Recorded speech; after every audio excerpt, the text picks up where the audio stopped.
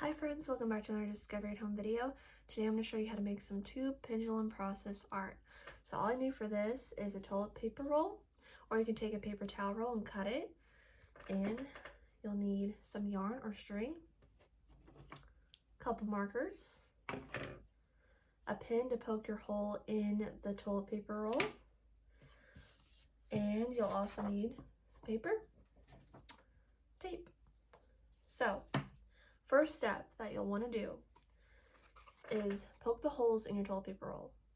And you'll want to feed a 6-inch piece of string or yarn through the holes to make this crisscross X shape.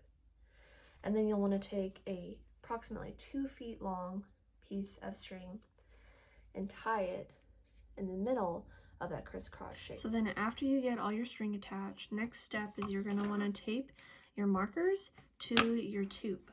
So I'm going to do it like this. Make sure your marker is facing down.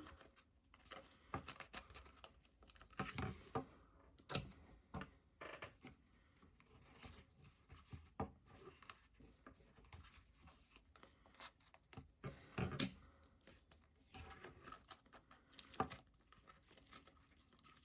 want to make sure these are nice and secure. So then it'll look something like that. So then after you have your markers attached, you're pretty much good to go to uncap your markers. Then you'll want to hold your string from the top, hold this upright, bring it down towards the paper, and then start to swing it back and forth. That way the marker tips are hitting that paper. And basically this part acts as the bob. So this part is the bob.